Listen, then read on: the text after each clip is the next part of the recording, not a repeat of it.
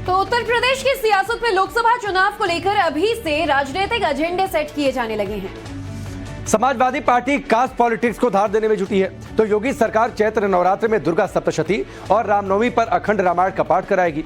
इस दौरान सरकारी तौर पर कार्यक्रमों का आयोजन होगा। वहीं योगी के इस फैसले से अखिलेश यादव समेत तमाम विरोधियों के सियासी बेचैनी जो है वो बढ़ गई है, क्योंकि इस फैसले को सियासी नजरिए से देखा जा रहा है।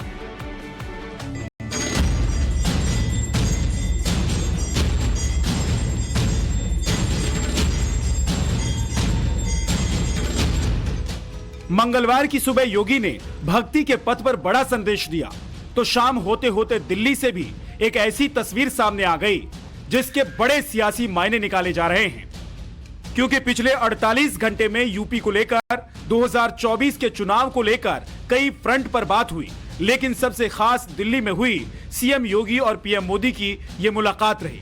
इस मुलाकात के दौरान सीएम योगी ने पीएम मोदी को एक खास किताब भेंट की, जिसका शीर्षक है भक्ति आंदोलन और उत्तर धार्मिक संकट। और अब ऐसा ही भक्ति आंदोलन यूपी में शुरू हो गया है।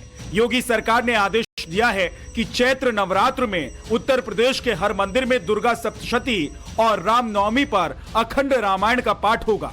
इसके लिए योगी सरकार की तरफ से हर जिले में प्रशासन को 1 लाख रुपए दिए जाएंगे।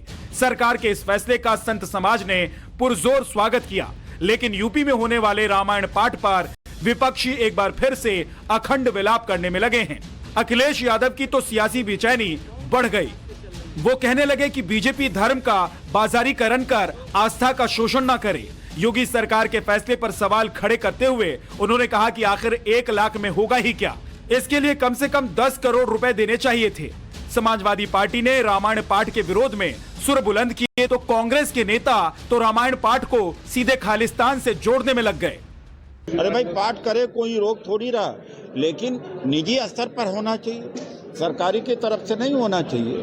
क्योंकि सरकार ये धर्मनिरपेक्ष ईसाई कहाँ जाएगा, बुद्धिस्ट कहाँ जाएंगे, अम्बेडकराइट कहाँ है। अब खालिस्तान की मांग होने लग रही है, तो यही लोग तो प्रोत्साहित कर रहे हैं। जब ये करेंगे तो कहें कि गुरु ग्रंथ होगा, गुरु ग्रंथ साहिब पढ़ा जाएगा, तो क्या होगा, देश के टुकड़े टुकड़े करेंगे योगी जी। यानी अपने राजनीतिक लाभ के लिए इनको देश की एकता का कोई परवाह नहीं। दुर्गा सप्तशती और अखंड रामायण पाठ के विरोध में कुछ मौलाना भी उतरे, लेकिन सवाल ऐसे विरोधियों से भी हुए कि जब सरकार कुंभ जैसे धार्मिक आयोजन में पैसे खर्च कर सकती है, कहीं सरकार इमामों को तनख्वाह दे सकती है और कहीं पर सरकार अपने खर्चे पर इफ्तार पार्टी का आयोजन करा सकती है, तो फिर योगी सरकार के इस फैसले से परेशानी क्यों? अगर वो इसको जायज ठहराते हैं, मैं तो जायज नहीं ठहराता, लेकिन अगर वो इसको जायज ठहराते हैं तो कल वो रमजान का भी इंतजाम करें, उसके बाद ईद आएगी तो ईद का भी इंतजाम करें और तमाम इखराजात ईद के भी उठाएं। उनके ग्रंथों का अभी तक किसी ने रोका? किसी हिंदू ने इसका विरोध किया? नहीं किया।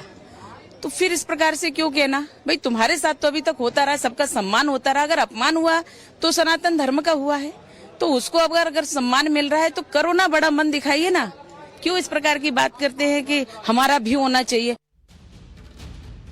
इससे पहले रामचरितमानस को जाति विरोधी बताया गया, कास्ट पॉलिटिक्स का एजेंडा सेट करने की कोशिश हुई। समाजवादी पार्टी के स्वामी प्रसाद मौर्य ने तो इस मुद्दे को आक्रामक तरीके से उठाया।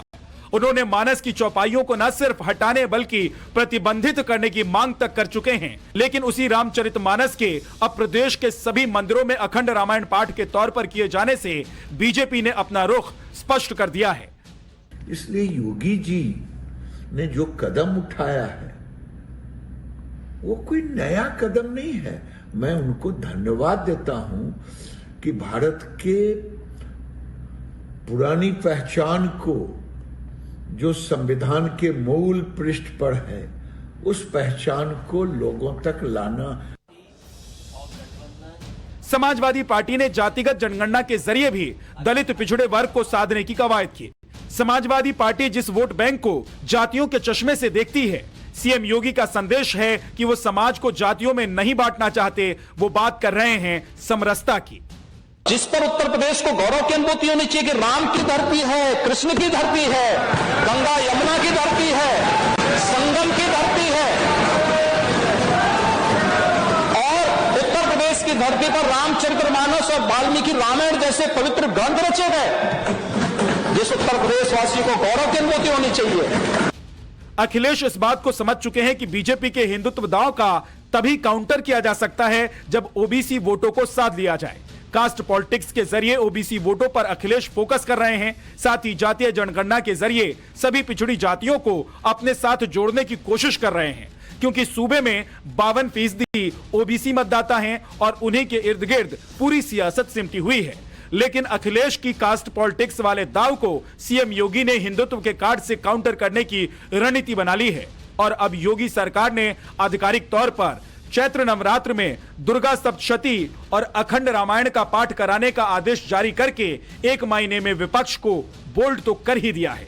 लखनऊ से विनोद मिश्रा के साथ bureau report, times now Navbharat.